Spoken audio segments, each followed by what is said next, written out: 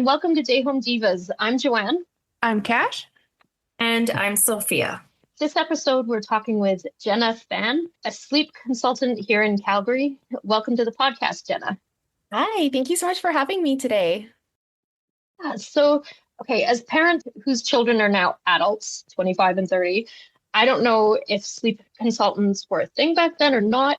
So, do you mind explaining first off, what is a sleep consultant?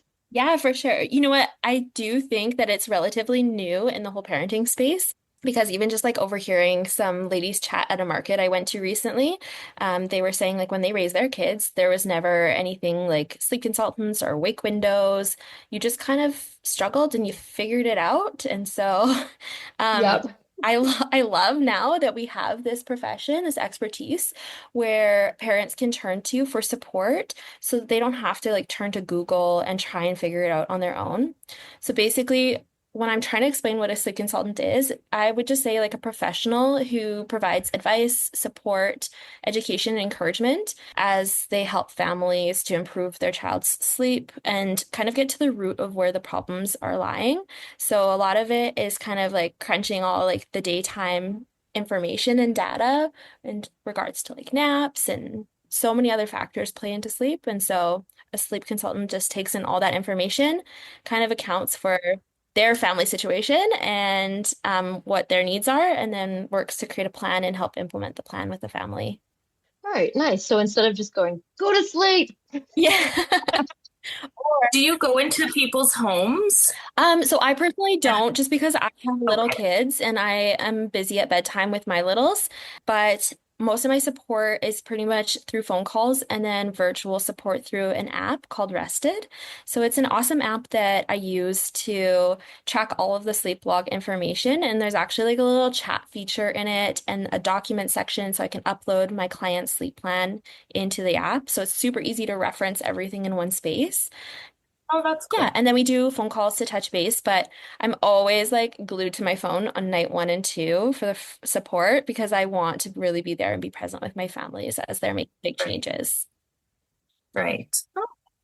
For getting into the field, do you have to have any specific training or schooling? Because I'm not going to lie, I kind of wanted to do it at one point. It's an excellent profession. I definitely love it. But yeah, there is definitely some education and some training. So I did my certification through Sleep Sense. There's lots of different certification programs that you can take, but I wanted something that had like a good backing and had a good history and had been around for a while. And so when I was looking, Sleep Sense kind of stuck out to me for those reasons. And so the program involves like a 3 month like deep study, and then you have like an internship essentially like where you work with a set number of families over a specific period of time, and then you're also paired with a mentor for a longer period of time, about a year I would say, if I remember correctly. I did my certification in 2020. Yeah, 2020, right around the time that COVID was kind of coming into play in the world. And so I was actually going to travel to Florida for my certification and do like a really intensive 3 day, and then you go home and do the rest kind of virtually and supporting your families and working with another consultant who's more experienced. Um, Nice. but obviously, COVID put a Oh, yeah. so I was set to do it in April of 2020. COVID obviously happened at the end of March, so that didn't go as planned. And so I thought, well, is this going to be like a big thing or is this going to blow over? We'll kind of see. And so I postponed to wait until July to do the course. And obviously, COVID wasn't going anywhere. So I decided to just move and pivot to the online version of the course. Um, Right. and actually, right around that time, I found out I was pregnant with my first baby. Oh, wow. Yeah, so it was a lot because I had quite a challenging pregnancy. I was very sick in my pregnancy. So I got all of my certification done. There's lots of like reading material and coursework to do and lots of seminars to tune into. But I didn't really get my business off the ground right initially because I was so sick in my pregnancy. Right. And so I really waited. I was waiting until my postpartum, but then that was unexpectedly challenging as well. So Oh, no. I got my business going a little bit later than I would have initially anticipated, but I'm really proud of like where it's grown to and all of the information I've gained and the experience I've gained by helping families. So yeah, there's different certification programs. You just kind of find what aligns with you and go from there. And I've really enjoyed it. For your business, though, are you like independent or do you work with Yeah, anyone? that's a great question. So I work independently. I have worked in like fields previously where I was part of like a team and I had like a manager or boss. And I appreciate that like style of work, but I really value the entrepreneurial like spirit of being able to kind of run your own business. Like Yes, Yeah. us. just like you ladies. Yeah, we understand that for sure. Yeah. And I find that like when I worked in like kind of a professional setting, I would give so much of my heart and it wasn't valued in the way that I would anticipate it would be valued. And so Yeah. being able to run my own business, I can pour my whole heart into my work and nobody is like degrading that or challenging that. Yeah. So I love Yeah. what I get to do. But I also feel really supported in my community because I am part of two like worldwide groups of sleep consultants, like paid kind of groups that I'm in. So if I do come across like a challenging case that I have people who are also doing the same work that I'm doing and have different experiences and different, maybe even trainings, Right. certifications that I can bounce ideas off of, which is really nice. Nice. So is there like courses that you can kind of continue to learn from and then, or Mhm. from like as your career progresses type thing? Absolutely. Yeah, there's definitely different like facets to sleep consulting that you can dive deeper in and take other courses to like learn more about. There's the course that I took was mainly pediatric sleep, but the same Okay. grouping that I'm in, they also offer an adult sleep certification. And so that's something that I could do in the future. Something that I've been more interested in is learning more about sleep with neurodivergent children or with disabilities, because Yeah. that can change the outlook of how sleep goes for a family Oh, 100%. drastically. Yeah. And Yeah. that is certification I've been like kind of considering and looking into, but I haven't committed to like one specific program for that. And then there's also like newborn care specialist courses that you can take as well. Yeah, so Yeah, lots of I wish I knew this was, or I wish this was a thing when my kids were younger. My youngest son, he's ADHD, so autistic and ADHD. He yeah. didn't sleep through the night till he was like 8. Oh my gosh, So so it exhausting. would, Too. and I mean, I don't sleep at all. I'm neurodivergent myself, and I was up till 3 last night. I just do not sleep. So I did not know there was a thing for like sleep coaches for adults. I might have to look into that. Yeah, yeah. There's some really like good, strong leaders in the adult sleep field. If you want any recommendations, I could definitely pass a name or two along. But yeah, it's really interesting that there is so many different variations that you can branch off into and always continue learning and growing in your field. So I really appreciate Nice. that. And so So, fun. what ages of children do you work with? So I personally take on from 4 months until about 5 years. Oh, I have been really interested lately in doing more of like a newborn focus as well. But when we look at newborn sleep, it's different in how we approach it. So we're not looking to like sleep train a newborn, but rather create like a healthy sleep environment and Right. help like foundation for sleep because newborns really do need a lot more settling and more effort to kind of get those good stretches of sleep. And it's just not developmentally like expected that they're going to sleep for long stretches. So you can Right. really range like 30 minutes to 2 hours and you have to wake them up for the next feed kind of situation. So Yeah. My firstborn, when I had him, we were in the hospital for about a week. Like I had an emergency C-section and he was a little premature, but he didn't need to be in the NICU or anything like that. And the nurses would come in and they're like, he's been asleep for a long time. We need to wake him up. I'm like, why? And they're like, well, he needs to feed. uh-huh. But he would sleep for like, he'd sleep through the night basically from day one. And I was like, this is amazing. Why do people say it's so hard when they have a baby? This is great. And he was great. He never like he always slept like almost through the whole night since day one, like every day. And then when we had our youngest, or yeah, our youngest, I was like, what is this nonsense? Yeah. I was gonna say Like, if oh, your first one's like a great sleeper, the second one humbles you. yeah, exactly. Yeah. My first humbled me. And Oh then no. it was amazing, like just naturally self-soothing, self-settling. Yeah. But my first was definitely called out a lot for extra support, extra help, and it was really challenging because we faced challenges with sleep with her, but also with feeding, and she had some medical stuff too on Oh board. no. It was just like a lot of factors that kind of played into it, that made it so challenging. Yeah. But you definitely are always grateful when you get kind of that more naturally easy to soothe, easy to settle, easy to sleep kind of baby. Yeah. And then they trick you and you're like, this is easy, I'll have another one. And you're like, what? I know, that's how we got three. Oh, no. Our second was so like such a breeze compared to our first. I was like, you know what? I could do this again. Right? Oh goodness. My first was easier than my second. Yeah. Oh, and that's so Yeah. hard because you kind of go into it thinking like hopeful, like, okay, this is gonna be, I know what to expect. I X, Y, and Z. Yep. And then all of a sudden you're like thrown a whole different scenario, a whole different baby, different personality.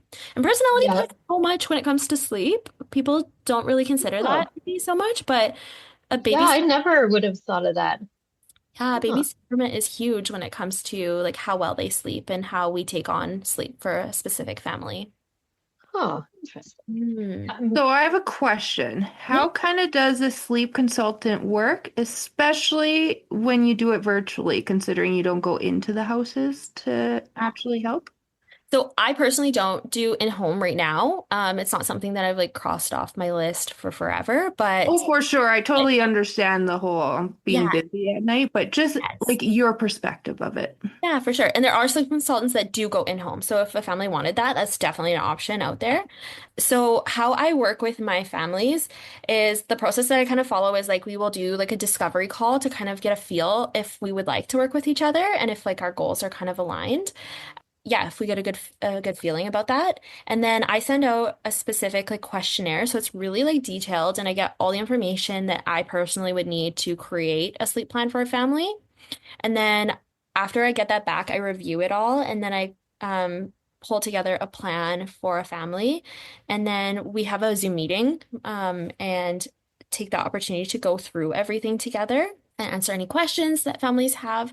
So we really hit on like the key strategy, like action points, but I also give a lot of information during that Zoom meeting too. I never want to overwhelm my families, but I am very like information oriented and I love education. And that's like a huge part of why I love what I do. Um, Right. and I feel like if we know why we're doing something, it makes doing it actually a little bit easier. Oh, exactly. Yeah.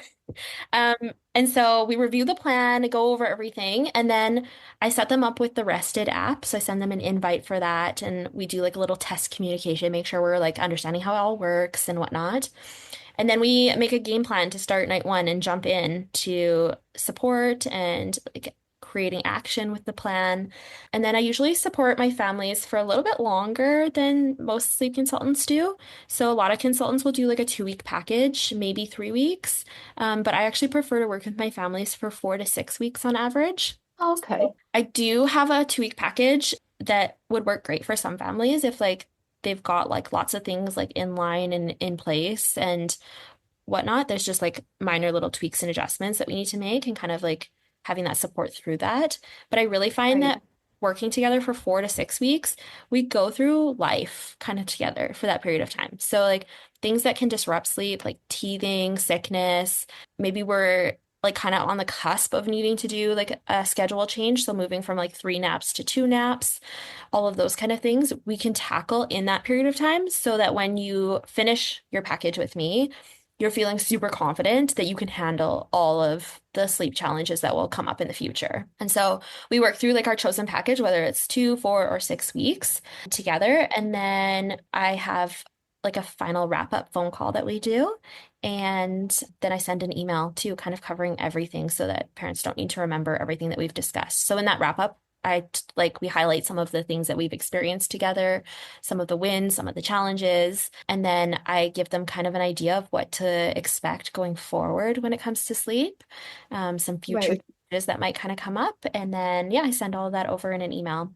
And then of course, throughout like our time that we're working together, we have like scheduled phone calls too, worked into the package support. So Oh, okay. yeah, I feel like we could cover so much more over a phone call than we can cover like through texting on an app. Oh, for sure. Right. Yeah. So, what are the signs that a parent should consider contacting a sleep consultant? That's a great question. I honestly would say that there's like no good or bad when it comes to sleep. It's just what feels sustainable for a family. So I would say it's a good idea to reach out to a sleep consultant if you're feeling like your sleep situation is unsustainable for where things are at right now and like looking long term. So for some families, like feeding to sleep, co-sleeping, all of those things are like sustainable in a moment, but then sometimes like things will shift or adjust, and then it feels like it's not sustainable any longer. So that would be where I would say, okay, that's a great time to like look at making some changes with sleep. Okay. Yeah, but there's no pressure. Like, I feel like in the sleep training culture, there's so much pressure to sleep train or to do it a specific way. And there's so much like adversity against cry it out. And you mean understandably so. And it kind of leaves like sleep training with like a bad taste in people's mouth, like when they think about sleep training, because they Right. all cry it out. And that's certainly not the case. So I would say there's no need to change anything. If what families are doing is working for them, then just keep on at it. Yeah. Okay. Mhm.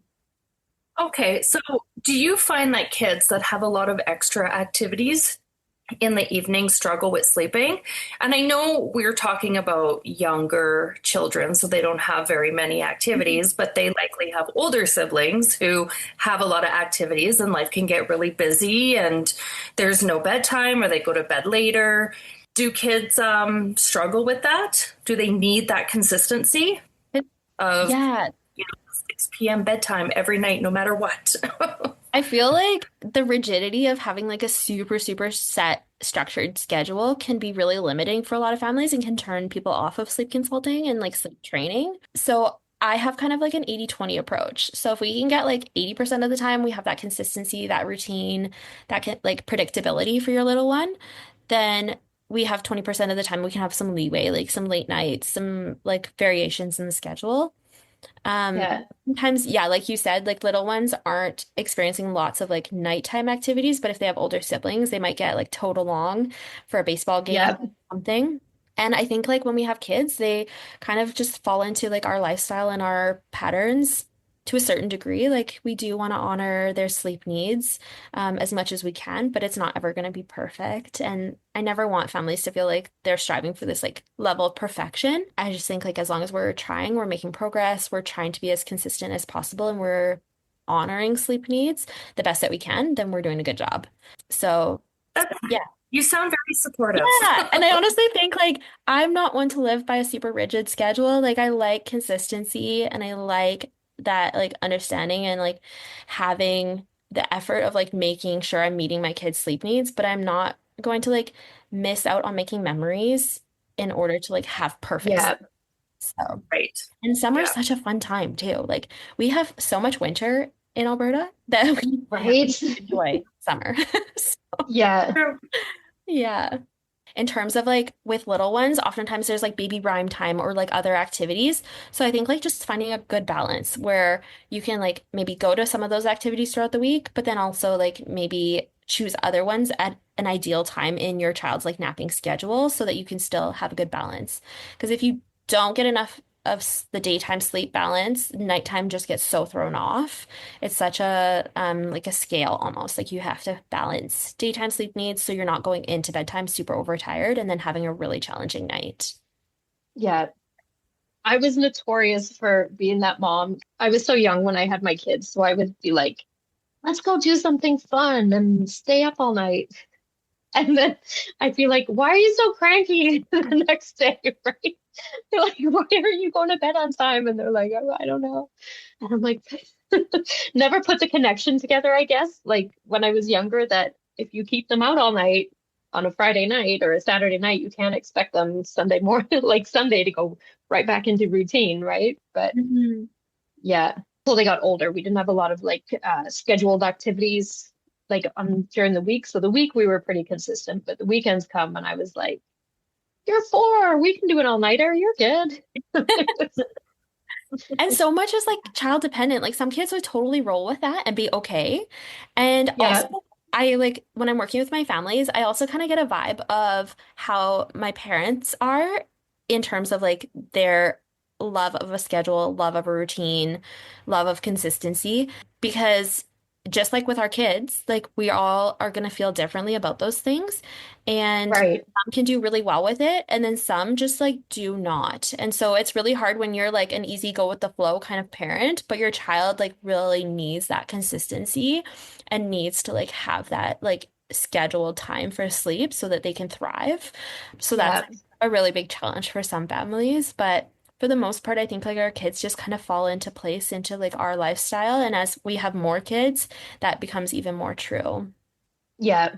Yeah. I was pretty lucky. My kids sometimes would be just like, I'm going to bed. You stay up, mom. I can't anymore. I'm going to bed. I'm like, okay.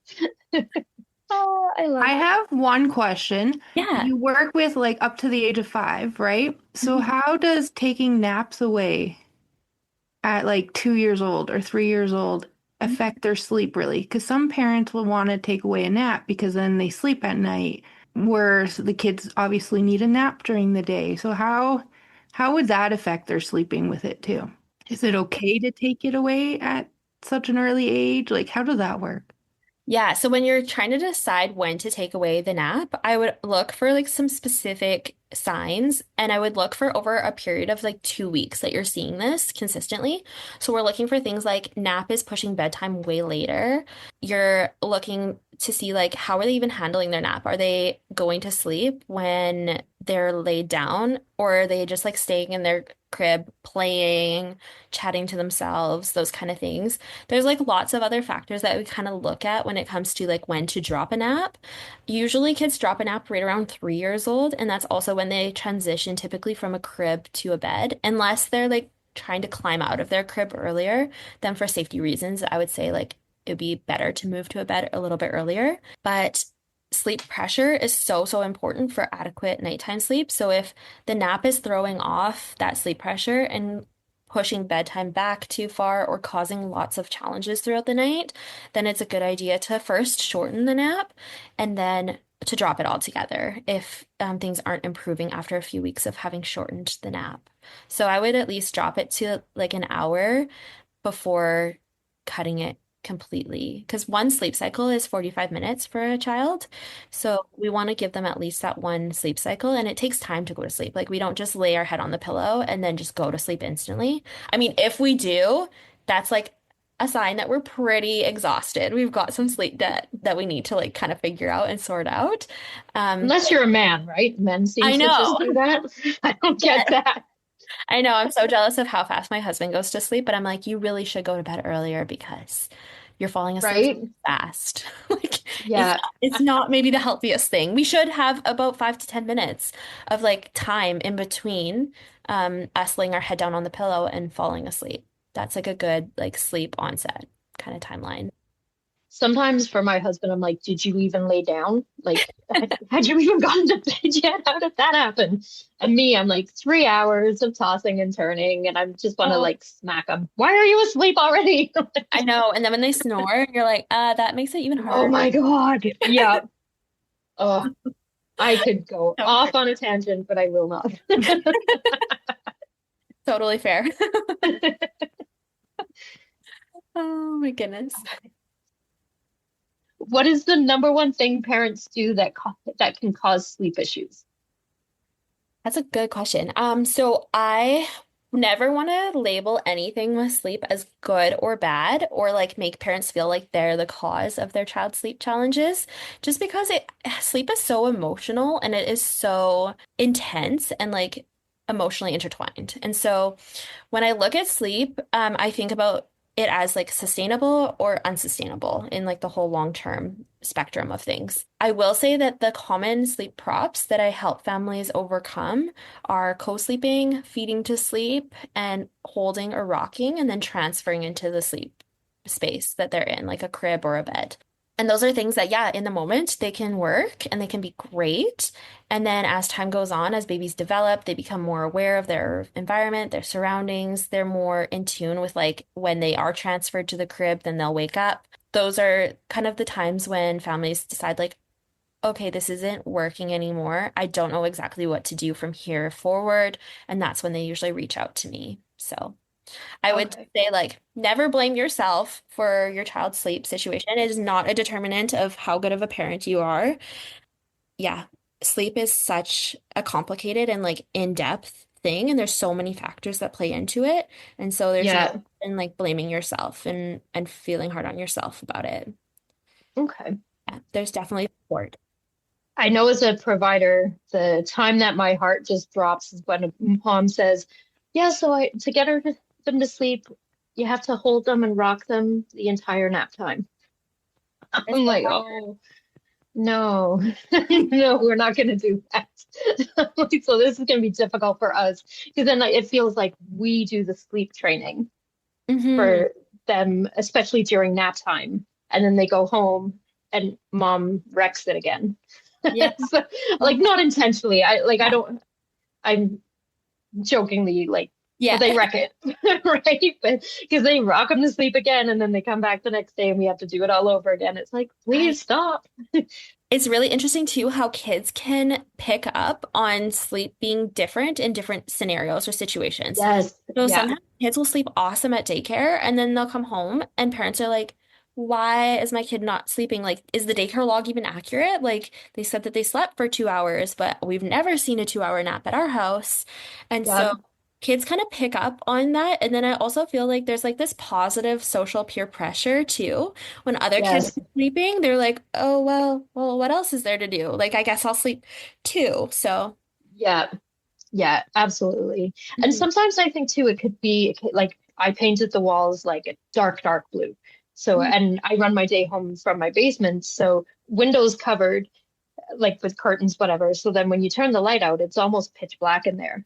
And Mhm. so I find the kids fall asleep so quick. Yeah, And right, there's like a little noise machine going on. And I've got kids that I'm like, hey guys, it's been 3 hours. Wake up. Like, what's going on? And then they go home and their parents are like, yeah, they just don't sleep. And I'm like, it could be because they're sleep because their room is too light. Yeah, they do definitely have like we can do this at this place, and then this is how I sleep at or don't sleep at home. exactly. Yeah. And that sleep environment is so crucial to getting good sleep as well. So, really creating like a dark environment, using a sound machine can help block out some environmental sounds. And when it comes to the sound machine, I really like a low tone, consistent, even like brown noise rather than like Oh, nature okay. sounds or like heartbeat or anything that has like fluctuation in like melody or tone.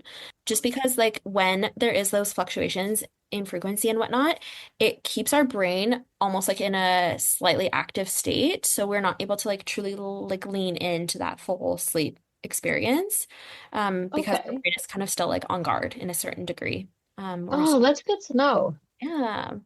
What's brown tone? So Sorry, yeah, no, that's a great I've never question. had a sleep machine before. Yeah, So, No. they've come out with so many different variations of sounds that come in these sound machines, which is amazing. So parents can really have the chance to choose like what they want. And some even have different settings where you can have like a sound that they're sleeping with all night. And then at a certain time, like the sound changes to alert the child to like wake up on time. So with white noise, there's like variations of colors. So like white, brown, and it's all just pink. There's all just different kinds of like levels of frequency to the tone. So brown noise is like a really low tone, kind of like deep, kind of low grade, consistent sound. And I okay. really love that because it's just Can you give us an example? No, I'm joking. I'm joking. I'm joking. We did this in our last I could podcast, and I had Joanne growling. So I'm joking. I mean I could try and pull up my kids like on my app on my phone to the No, app. it's okay. I was joking.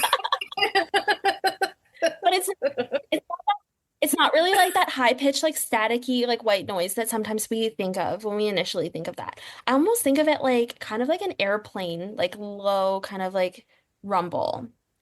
Okay. Yeah. I Okay. am feel Joanne, yeah, can go. you show us? No. Is it like Just like that, yeah. And you have to find what works for you guys too. Like as like in families, like some people just don't love the white noise, and so like they don't use it, and that's totally their choice. But it just helps like block out some of the environmental sounds. Like maybe your neighbor has a diesel truck and they start it at 5 a.m. every morning, and like if that noise wasn't there to kind of buffer out the truck sound, your baby might wake up. Or maybe you have Yeah, a dog that barks, or you have older kids and they're running around, and so it kind of helps protect that sleep environment a little bit more. So you can.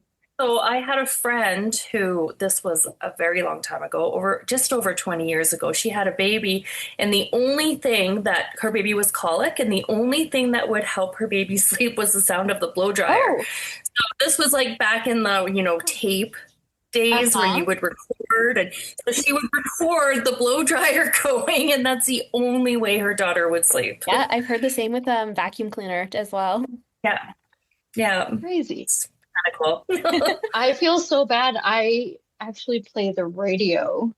There you go, some techno. So now I'm feeling like I need to buy a sound machine.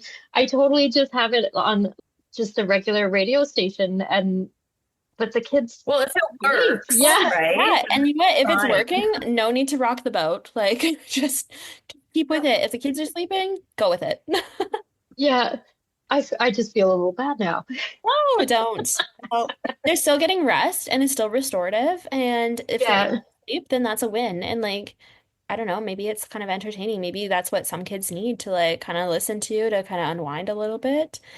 But yeah, I work with my families. I definitely always suggest using kind of like a sound machine to kind of filter out some of that other environmental noise. right. It always confused me when parents are like, the house has to be perfectly quiet. I Like know. they can't have the TV up, or like they have to speak really quiet. Oh, And maybe I'm just a mean Gen X mom, but my kids slept through, like, we have surround sound, hmm. and we would watch movies and have it loud. And I mean, their bedroom was Yeah. right next to that room. I was the same. I was the same. I wanted to make sure they could sleep through noise, Yeah, right? I would go in It their was the bedrooms and vacuum because I was clean, and they were asleep, and but they would, I mean, my youngest was probably not asleep because he never slept, but my oldest definitely like did not same. even flinch when I opened the door and went in with the vacuum. So I'm like, I could not imagine having to keep the house quiet.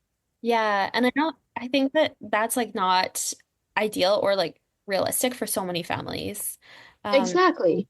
Same thing with like your baby is born into like your family unit and they learn to adapt. Like that's the thing, kids are Yeah, so adaptable too. And so we really exactly. need to lean into that and also just trust that they can do it. I think sometimes we underestimate their abilities when it comes to what they can and can't do.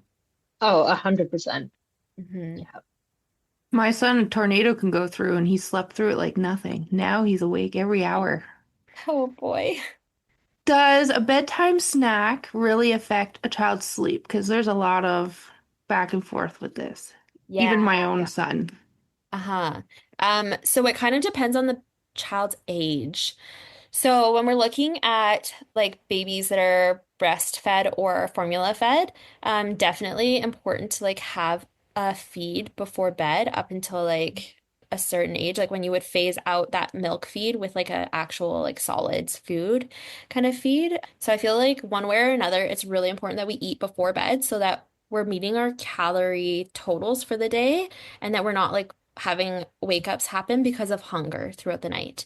And obviously, this Right. is so age dependent because certain ages do need to still feed throughout the night. It's just kind of structuring those feeds maybe a little bit more so it's not like every wake up results in a feed because sometimes kids can just wake up every 45 minutes, like which is one sleep cycle. And that can be really exhausting. And that's a lot of feeds in a night. Yeah. And so a lot of it comes down to like their age, if they're gaining weight well, if doctor has said that like it's okay to pull night feeds. But overall, I would say having something to eat before going to bed is a good thing because it helps fill the tummy, keeps them fuller longer, and then there's less of these middle of the night wakes, hopefully, so that their body actually has time to rest and digest. So if we think about like all of the energy it takes to digest food, if we're pouring all of our body's energy into digesting food, all the really important things that are happening in like deep sleep and in REM sleep, all of that energy is kind of getting subdivided. So, in deep sleep is when our body physically grows. So that's when most of our growth hormone is produced from our brain. And so we really want to like lean into that, and also time when like our body cells repair. So if we're fighting a cold or an illness or a bug of any kind, that's where our body's working so hard to tackle that. And we don't want to take away that focus and that energy into like digesting food. But also choosing the right kind of snack is like really important too. So if we're at an age and stage where we're doing more of like a solid snack before bed versus like a milk feed, then you'd want to choose something that has like a healthy fat, a complex carb, and maybe like a protein worked into it for nice full happy belly throughout the night. And then also just avoiding any foods that could trigger like some sensitivities or allergies or gas. So trying Right. those really like challenging foods because we don't want to make that bedtime snack into like a discomfort for the bedtime sleep. I know my son's older, so he's 8, but like the doctor told us that we should be stopping snacks before bed at least 2 hours before, so that way he had time to digest it. And I was like, but doesn't it help him sleep a little more too? Because this kid doesn't sleep. He's going to drive me insane. I wonder if maybe there's reasons behind why he's not sleeping, if like there is some kind of like digestive discomfort or like gas or skin irritation, because food is so impactful on our overall health and it reaches so much further than what I think we even give credit to. So I can understand that idea of like giving him 2 hours to like rest and digest, but also like how is he eating throughout the whole day? Like, is he getting all the calories that he needs? Like, 8 is a time of like a lot of growth and development, like physical growth and cognitive development. So, Totally. We think he might have ADHD. So okay. it plays it. So like last night he had like 4 slices of pizza right before he went to bed. And he didn't go to bed till like 8:39 and he was still up at 6 a.m. Yeah, that's so hard. So I was just curious how the sleep, like the food goes hand in hand before. Because some people say, oh, you can't feed him before bed, but some people say you can. So does it really affect it? Yeah, I would say it's huge on like the age of the child and then also kind of like parenting goals too. Because if we want to like have a baby at a specific age like sleep through the night and it's like expected developmentally that they can accomplish that, then we'd want to really like make sure that they're going into bed with a full belly so that they're not waking because of hunger. Because a lot of those wakes in the middle of the night are habit driven rather than hunger at a certain age and stage. And so Yeah. if we can just like eliminate the hunger in our minds and like know that they're not waking because of hunger, then we can address the habits of those wakings. Yeah. And for ADHD kids, like it's hard, so hard to shut their brain down. So sleep is almost impossible for them. We did find caffeine supposedly has like the opposite effect for ADHD brains. Oh, So when my youngest was little and we were trying to get him to go to sleep, we would give him Coke, uh-huh. like the pop, not the Cook- drug. oh, yes. Yeah. I'm like, wait, that sounds Glad you terrible. clarified. Yeah. Yeah. So and he would go to sleep. That was like, Interesting. I mean, I drink tea before bed to go to sleep. Like, so with the caffeine, it makes me tired and sleepy. I remember when he went to sleep at his grandma's and she's like, text me, she's like, he will not go to sleep. I'm like, just give him a can of Coke. He'll go to sleep. And she was like, absolutely not. Pop has sugar. It makes them hyper. I'm like, no, no, no, but it won't. He will go to sleep. And she would not believe me. So I just texted his brother. I'm like, give him some Coke so he'll go to sleep. And so he did. And then he went to sleep. I mean, he woke up 4 times in the middle of the night, but that was normal for him. But he at least could get to sleep initially. Mhm. So give him a can of Coke, Cash, see what happens. Yeah. Oh my You God. never know. Like some crazy things people are bringing out there right now. The latest trend is like having kids eat butter before bed. So That's like just gross. But Like, I mean, a I put portion the of butter on the You put it on counter, the and my daughter's cracker. the one that's like fingers deep in the bucket trying to eat it. So I get it. I get it. I would say for your 8-year-old, maybe even doing some like relaxation exercises before bed might be really helpful. There's a site called Relax Kids, or you can even just do like kind of like a guided story meditation. Or there's a great little product on the market. I have to go in and look at what it's called, but it's like this little turtle, and you push a button and it walks you through like kind of like a guided meditation. And that can be like a That's really good cool. unwind for I kids. might look into that turtle because we do like the calm lights and everything. And like I do give him time to read a book in his bed or he'll Yeah. talk to his sister a little bit, but he's still up for like a whole hour after he's in bed. Yeah. And it's one of those repetitive things where he's like, I love you over and over again, almost like he forgot if he said it and then he's worried that he didn't say it. Mhm. Pretty much his mind just doesn't stop kind of thing. So I'm like trying to get him to. Yeah. I'm just looking up to see what it's called. I cannot recall for the life of me. Oh, it's called the Zenimal. Zenimal. That's And cool. I don't have one, but they have a mama card that you can put into the turtle too. So they have different cards that you input into the turtle and then it does the meditations or it does the relaxation things. But they have a mama card and I'm like, ooh, I kind of want that for myself. So like Right? I can just chill out before bed. Because I feel like sometimes our brains are just so busy and like they're like a ping pong ball that you throw into a glass box and you close the lid and it's just bouncing around everywhere and you've got all the things going Yeah. on in your day. And when I look, like when I talk about sleep with my families, I talk about it like our kids are experiencing their five senses throughout the whole day. And it's like we're filming a movie. And at nighttime is when we edit. When we sleep, our brain is editing that whole film. And we get Yep. to decide, like, our brain decides, like, what is important that we're going to keep and, like, consolidating memories and experiences. And a lot of that is, like, connected to emotion, too. And then what can we, like, let go of? And so sleep is like a really big editing and organization space. And that's why we really want to work to protect it because there is just so much going on. The things that they see, the things that they hear, taste, feel, all of it. It all comes together.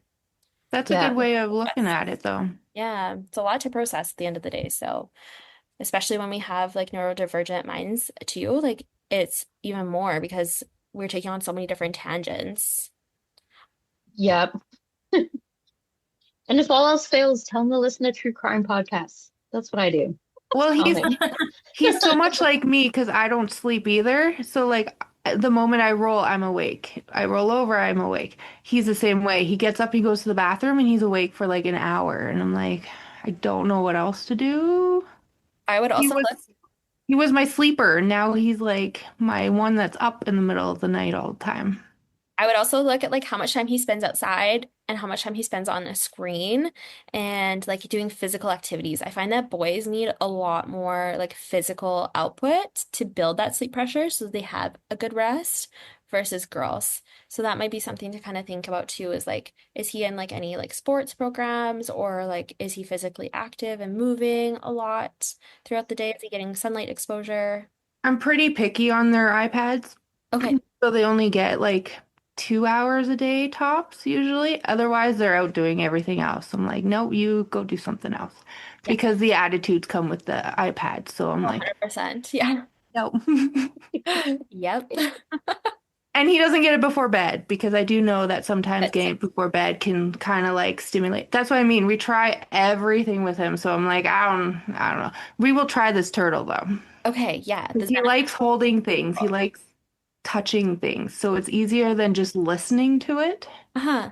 You know what you could also do is you could have it like have him listen to it and then you could get like kind of like a fidget or something that he could play with like while he's listening to it.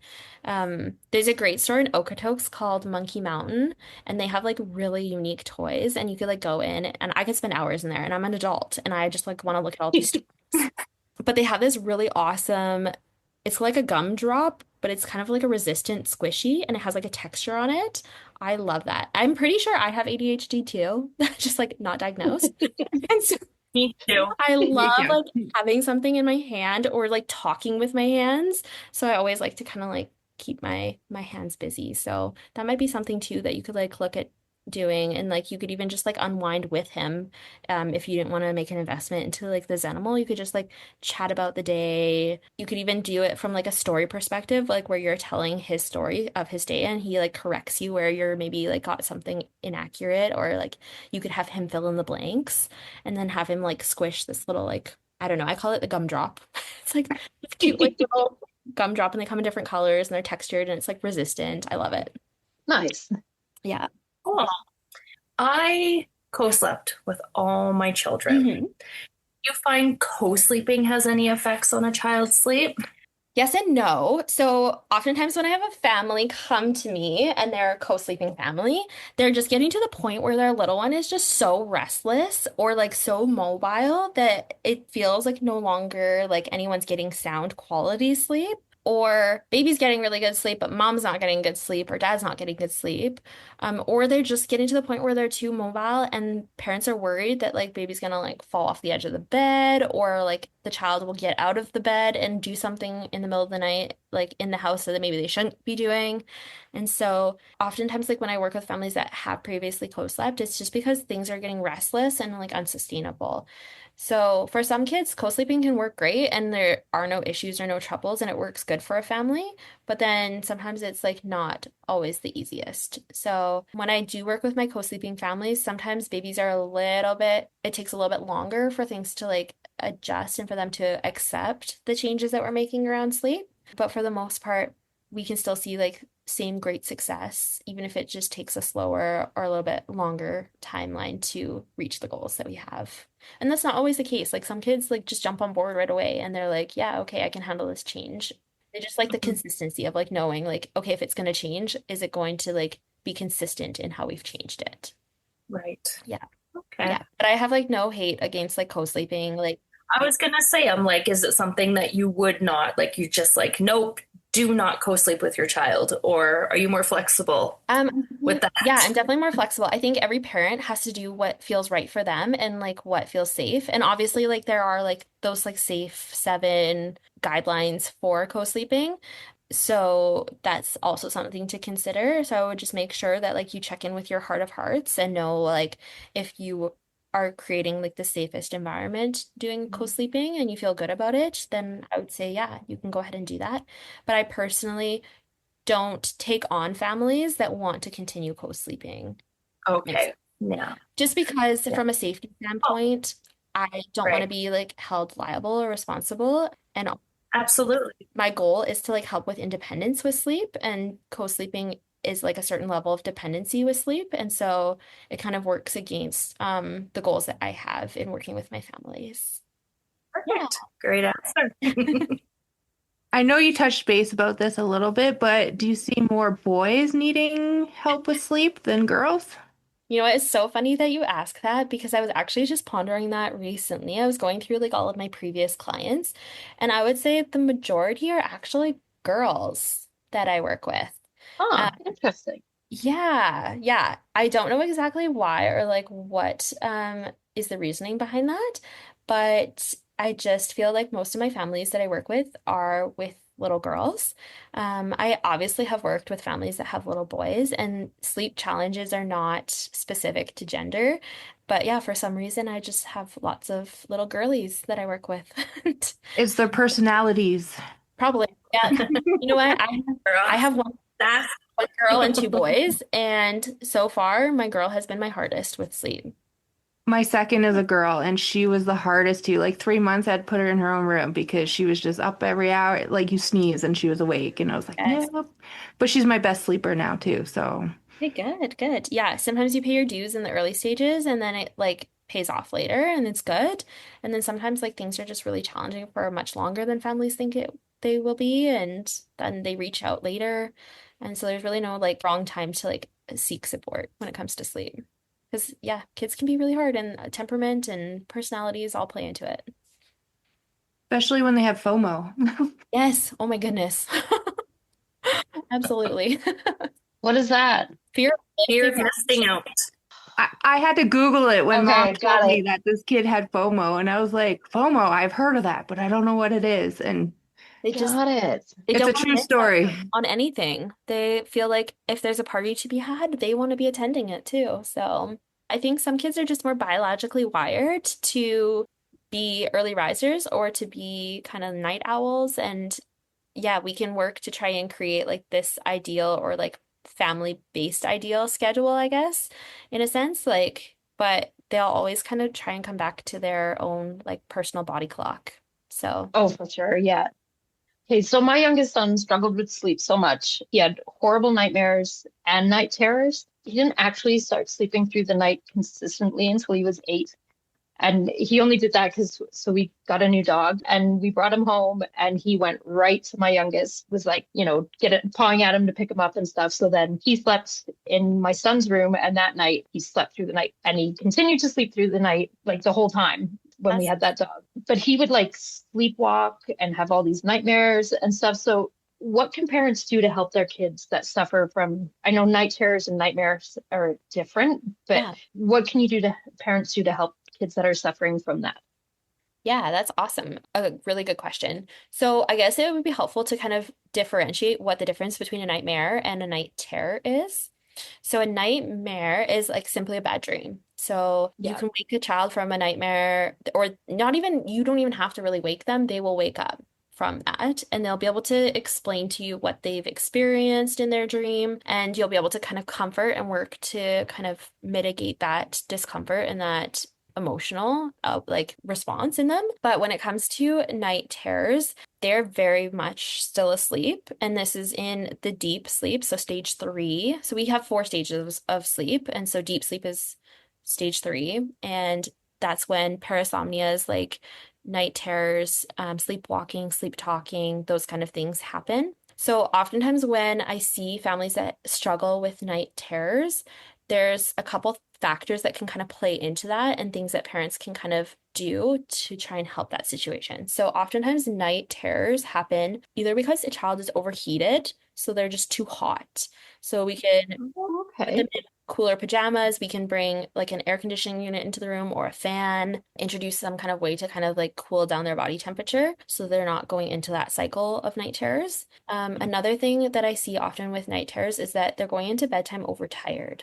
So when we're overtired, it's kind of the enemy of good sleep. And so we want to do our best to kind of have that good balance of like not going into bed too overtired, but enough sleep pressure to sustain a good night's sleep. And then there's Right. just like a hereditary factor that can happen with night terrors. So if a parent has struggled with night terrors or any other parasomnias, like bedwetting or sleep talking, sleepwalking, those kind of things, they all fall into the same category, then it's more likely that a child will also experience those things. So there are Okay. some things you can kind of try and do, but a lot of it is kind of out of your hands in a sense. And so we never want to try and wake a child from a night terror. We just want to ride it out Right. because they are still asleep. And so Yeah. no reasoning with them at that point. So we just kind of wait it out and then see what we can do for the rest of the night to try and get them more comfortable. He used to do it in school as well. He would fall asleep in class because he just was not getting the sleep he needed like at night. And Yeah. so he would fall asleep in class, but he would sleep with like his eyes open. Mm. And his teacher would get all freaked out and because he would start saying things and then she would be like, no, no, you can't interrupt or whatever. And he would just continue to speak or get up and walk around. I'm like, Yeah. it's okay, he's asleep. I'm like, just let him, lead him back to his desk. And she was like, what? And I'm like, no, no. Strange thing for Like families he's that just don't experience. sleepwalking, but yeah, exactly. Yeah. So it was tough because especially having to explain to his kindergarten teacher and his grade 1 teacher and his grade 2 and his grade 3. He's just falling It's asleep okay, in your let class. I'm them sleep. sorry. Yeah, and deep sleep, where those things happen, like they are in such deep sleep is called deep sleep for a reason. It is the deepest stage of sleep that we're in, as we cycle Yeah. 4 stages. And so it's really hard to like wake them from that, and we don't want to. And so we just have to kind of ride it out, like you said. Yeah. Do you know if there's any connection with like the night terrors and the nightmares and stuff and like lucid dreaming? Like, is that, do they go hand in hand? Like, So dreaming actually happens in the last stage of sleep, which is the REM stage, so stage Mhm. 4. And that REM stage, it's interesting. So deep sleep, you'll probably notice that night terrors will kind of correlate with the first half of the night more so than the second half of the night. So deep sleep is longest from 7 p.m. till midnight. That's where like our body's really working to restore and regenerate those cells, and heal, and growth hormone is being released. And then REM sleep, where we dream, that's like responsible for creativity, learning, and memory consolidation, that actually Right. starts out in shorter spurts as we cycle through. And then as we continue through the night, closer to morning when we wake up, that's when we get our longest stretches of REM sleep. So Okay. that's where like all the dreaming kind of happens. So you'll notice maybe more of those night terrors are happening in like the 7 to midnight-ish timeline for the most part. Right. We still have deep sleep as we cycle through, even in the later parts of the night, like from like 12 all the way till we wake up in the morning. But those stages Yeah. are shorter. So you could still experience a night terror after midnight, but it's just that deep sleep phase is a shorter phase as you continue on your night. So Okay. yeah. And then those that experience the night terrors and nightmares and stuff, is there a connection with the lucid dreaming as far? Because not everybody does the lucid dreaming, right? So is there a connection with that? You know what? I'm actually not sure, but for a child that's experienced a nightmare or a night terror, it feels very real. Mhm. But like the whole controlling the dream part, I just didn't know if there was a connection You know what? I'm actually not with sure that. if there is. Oh, I'd okay. be curious to know if Interesting. there is or not. Yeah. Yeah. To this day, he still lucid dreams and so do I, but like we thought that's how everybody dreamt. Like we had no idea that it was a thing, like that it was different. So, but we both suffered from like night terrors and nightmares. So I'm like, well, maybe there's a connection. Like if you do that as a kid, then you, Probably I don't is. know, whether your brain learns to lucid dream or something. I'm not sure. Yeah, then maybe there is a connection. I'm not sure of anything like particularly, but yeah, I'd be really curious and interested to know. Yeah, Something to look into. someone, yeah, someone needs to do a sleep study or something, or Yeah. however those work, right? Yeah, definitely. Do you find weighted blankets help kids with sleep issues? So weighted blankets have been a topic of controversy lately in the whole sleep community. So Oh, interesting. the American Academy of Pediatrics recently came out and stated that they don't advise using any weighted materials for children with sleep. So they have like baby sleep sacks that are weighted and they're recommending not to use them for a number of reasons. So I was looking more into it, like for all the reasons that they recommend not using it. The biggest one that I kind of thought of initially was that it limits mobility, which is like a huge part of learning how to self-soothe. So like getting into a Okay. comfortable sleep position, being able to move freely, using hands or feet to kind of like self-soothe. A lot of times kids will like kind of rock a little bit or like pat their legs or their feet on their crib mattress as a way to kind of self-settle and like to get themselves to sleep. And so having a weighted sleep sack or a weighted blanket would limit that mobility. It Right. also says the AAP also said that it can be a challenge because it can increase body temperature. And so that can cause more challenges too. And then those baby sleep sacks that are weighted, they mentioned about making it more challenging for breathing and therefore like less oxygen intake over a period of the night can be detrimental to some degree for some kids. So, Right. yeah. Is it the same with older kids as well? Like, or is it just an infant? I think it's more just like on the infant and younger child spectrum, but weighted sleep Okay. weighted sleep aids were like a huge thing, like even just like 10 years ago. Like they were kind of Yeah. craze that everyone was going through. And I know a lot of adults even purchased blankets, and there was like a calculation of body weight percentage to like how much weight you should have for a sleep product, like a Yeah. blanket or a sack or whatnot. So I think that they have a place in like adult sleep and like maybe with teenagers, but I would try and just avoid them for like babies and children just to play it safe. I don't know. I just feel like the standards are constantly changing as we learn new information. But at the end of the day, parents just need to feel it out, do their research, and choose what feels right for them in their situation too. So, Yeah. mhm. If you could give one piece of advice to new parents to help prevent any sleep problems, what would it be? I would suggest just try and do your best to prevent overtiredness. So when babies are new, we're looking at wake windows, which is just a period of time that they can handle being awake before they need their next sleep session. So Okay. that's either a nap or bedtime. And I would just really like watch the clock for that and watch sleepy cues too. Sleepy cues can be really hard though to determine because so many other things can mimic being tired. Boredom is a big one that can mimic being tired. So just looking at like what is age appropriately kind of like a general window of time that a child would start to get tired for their age and stage, and then just trying to lean into that. So that'll be the probably the biggest way to kind of prevent overtiredness. And then as they get older, we're looking less at wake windows and more of kind of like a set clock scheduled timing for naps. And obviously like a little bit of leeway here and there on those. But yeah, I would say just working your best to try and prevent overtiredness and then just trying to be as consistent as you can in whatever approach you take when it comes to sleep. Having a routine is a big one too. So those are like kind Yeah. of my top three, I would say. Okay. Interesting. It's funny every time someone yawns, right? And people are like, "Oh, you must be tired." It drives me crazy. I'm like, people yawn for other reasons too. Oh, yeah, So, so true. Even talking about it makes me want to yawn right now. right? And being asthmatic, I yawn all the time, right? Because it's just a lack of oxygen, right? It So is 100%. it's something I constantly do. I remember my mom used to be like, "Oh, if you're that tired, you should go to bed." I'm trying to breathe. Like I'm not tired. 100%. Yeah, like the physiological reason that we yawn is to bring in more oxygen. So, yeah. Yeah. And I just saw a reel on Instagram. This is totally not relevant, but it was someone said, someone yawns and you don't yawn in response, then you're a psychopath. And so, Honestly, even just saying the word makes me like, I feel like I gotta yawn. right? I know, me Like, too. I'm like, don't do And it. so, Don't do it right now.